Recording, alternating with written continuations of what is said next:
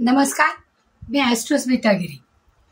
आज आपण पाहणार आहोत पहा की देवघर आणि देवघराची जागा नेमकी कुठे असावी. आता देवघर हे नेहमी ईशान्येला असावं असं वास्तुशास्त्र म्हणतं, कारण ईशान्य ही देवतेची दिशा आहे. म्हणजे पूर्व आणि उत्तर याच्यामधली जी दिशा असते त्याला ईशान्य म्हणतो. मग आता देवघर नेमकं ईशान्येला पाहिजे असं आपण म्हणलो, मग पूजा करणाऱ्या व्यक्तीचं तोंड पूर्वेला असलं पाहिजे. म्हणजेच देवाचं तोंड कुठे येईल? पश्चिमेला येईल. आता धातूच्या आता देवघरामध्ये की देवघर शक्यतो लाकडाचं असावं, आणि लाकडाचं जरी असलं तरी त्याच्यावर कळस असू नये. घरातल्या कुठल्याही देवघरावर कळस हा असू नये. मग तो धातूचा किंवा लाकडाचा कशाचाही असला तरी घरातल्या देवघराला कुठलाही कळस असू नये.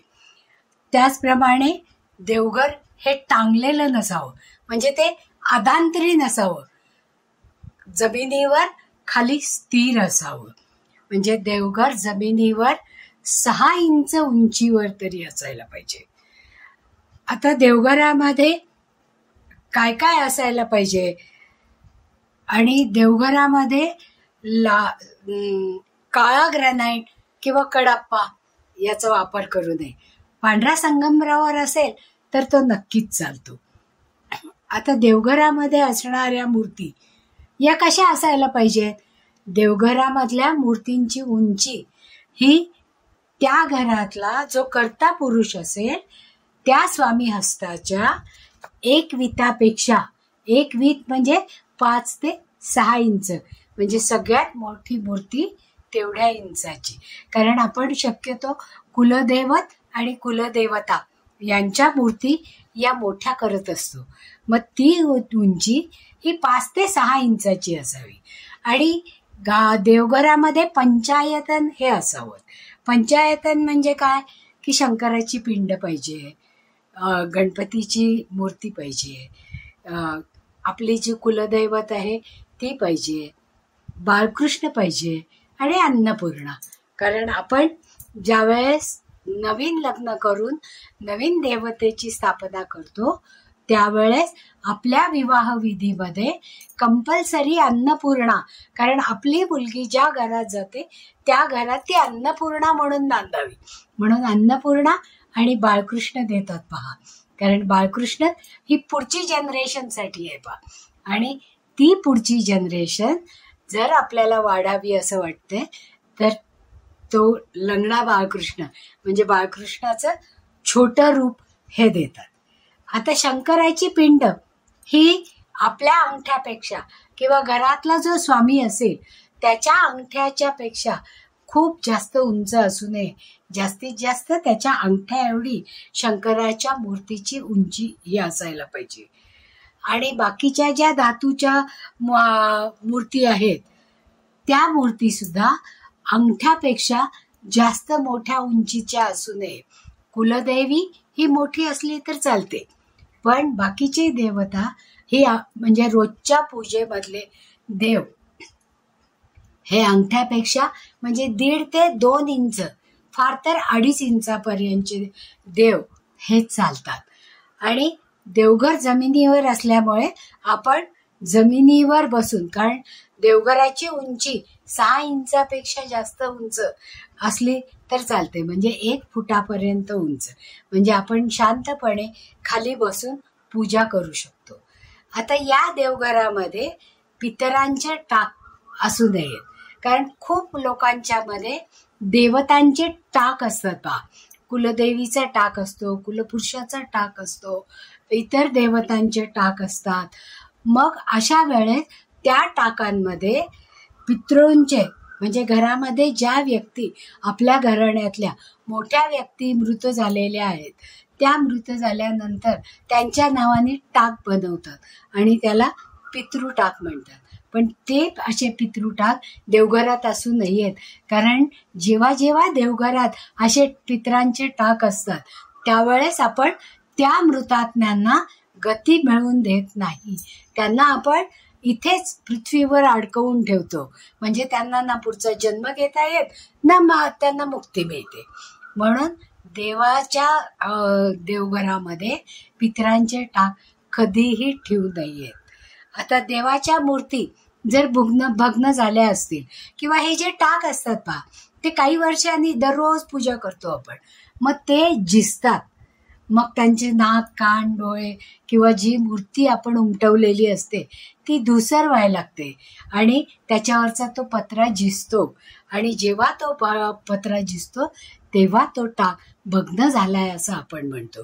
मग अशा वेळेस या देवतांचे टाक हे आपण आयदर विसर्जन करू शकतो किंवा तेच टाक चांदीचे जर असतील, चांदीचे भरीव टाक असतील, तर ते वितळून पुन्हा नवीन टाक बनवून त्याच्यात प्राणप्रतिष्ठा करून आपण आपल्या देवघरांमध्ये ते ठेवू शकतो. आता देवघर ईशान्येला शक्य नसेल तर अशा वेळेस काय करता येईल की त्या खोलीमध्ये वायव्येला जर खिडकी असेल तर तिथे देवघर असलं तर चालू शकतं.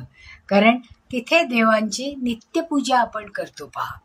पण तिथे मुख्य पदामध्ये खिडकी असायला पाहिजे, तरच तिथे आपल्याला देवांची किंवा देवघराची स्थापना करता येते.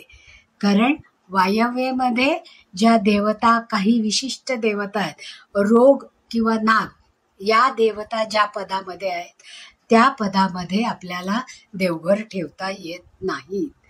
मग अशा वेळेस आपण ज्यांची आराधना, उपासना, जपतप आणि साधना करतो, अशा या देवांची आपल्यावर सतत कृपा राहावी म्हणून जर आपण तिथे नित्यनेमाने पूजा, अभिषेक आणि जपजाप्य करतोय, तर असं हे देवघर जास्तीत जास्त स्वच्छ, सुंदर, सुगंधी आणि आकर्षित असायला पाहिजे. आता देवघरात जर शंकराची पिंड असेल, कारण शंकराची मूर्ती आपण पूजेत ठेवत नाही पहा, मग त्यावेळेस शंकराची पिंड म्हणजे शाळुंके सहित चांदीची पिंड असते किंवा शाळुंका ठेवलेली असते. मग ही जी शाळुंका किंवा शंकराची पिंड किंवा पारद शिवलिंग हे जे असतं ते उत्तरेकडे तोंड करून ठेवायचं. म्हणजे उत्तरेकडे त्याचा शंकराच्या पिंडीचा निमुळता भाग यायला पाहिजे, म्हणजे ती दिशा ही योग्य दिशा होते. मग अशा वेळेस या देवतांना सकाळ संध्याकाळ पूजा करून संध्याकाळी दिवा लावून, तुपाचा दिवा लावला असता घरामध्ये सौख्य, समृद्धी, आरोग्य आणि समाधान नांदतं. मुलांनाही संस्कार करण्यासाठी आपण दररोज संध्याकाळी शुभं करोती म्हणायला होतो पहा, आणि पर्वचाही म्हणायला होतो त्यावेळेस. म्हणजे जेव्हा मुलं पाढेपाठ करत नव्हती, की मागच्या पिढीमध्ये तर सगळा पर्वचा, सगळे पाढे हे देवासमोर बसून म्हणले जायचे. आधी शुभं करोती व्हायचं आणि मग संध्याकाळच्या आरत्या आणि पर्वचा हा तिथेच एकत्रितपणे, म्हणजे घरात जेवढी मुलं असतील त्या सगळ्या मुलांना एकत्रित बसून तिथे तो पर्वचा किंवा पाढे हे म्हणले जायचे. आणि घरातले जे ज्येष्ठ लोक असायचे ते त्यांच्यावर सुपरविजन करायचे, म्हणजे ते कुठे चुकतात, काय त्यांचं बरोबर आहे, काय चुकलंय हे नेमकं त्यावेळेस सांगतात. आता देवांना आसन देताना पिवळा किंवा लाल वस्त्राचा वापर करावा, की कारण नुसत्या देवघरामध्ये, ते जरी लाकडी असलं तरी नुसत्या देवघरामध्ये, त्या देवघरात मूर्ती नुसत्या खाली नाही ठेवायच्या. त्या ठेवताना पिवळं किंवा लाल वस्त्र त्यांना आसन म्हणून द्यायचं. आणि जेव्हा अन्नपूर्णेची मूर्ती आपण ठेवतो त्यावेळेस अन्नपूर्णेच्या मूर्तीसाठी एक छोटी ताटली किंवा एक वाटी घ्यायची, त्याच्यामध्ये अक्षत म्हणजे तांदूळ, जे अख्खे तांदूळ आहे असे तांदूळ त्या वाटीमध्ये किंवा त्या ताटलीमध्ये ठेवायचे आणि त्याच्यावर अन्नपूर्णा देवीची स्थापना करायची. कारण ही अन्नपूर्णा आपल्या घरातल्या सगळ्यांना आरोग्य टिकवण्यासाठी जास्तीत जास्त तिचा उपयोग होतो. म्हणून शक्यतो अन्नपूर्णा ही तांदळावरच स्थापन करायची आणि ते तांदूळ दर महिन्याला आपल्या रेग्युलर तांदळामध्ये मिक्स करायचे, दर महिन्याला हे तांदूळ बदलायचे, की ज्याच्यामुळे आपल्या घरामध्ये सुख आणि समृद्धी ही जास्त चांगल्या प्रमाणात नांदते. तर देवघराबद्दल असणाऱ्या सगळ्या शंका जर पूर्ण झाल्या असतील तर तुम्ही जरूर ऐका, आणि यातही अजून काही शंका तुम्हाला असतील तर जरूर मेसेज करा. खाली दिलेल्या नंबरवर तुम्ही मेसेज करा. आवडलं असेल तर लाईक करा, सबस्क्राईबही करा, आणि हीच माहिती तुमच्या सगळ्या मित्रमैत्रिणींपर्यंत पोचवायची असेल तर जरूर पोचवा, म्हणजे शेअर करा, आणि तुमच्या शंका पुन्हा आम्हाला आमच्यापर्यंत येऊ द्या, की ज्याचं आम्ही निरसन करू शकू. धन्यवाद. पुन्हा भेटूया अशाच काही शंका घेऊन.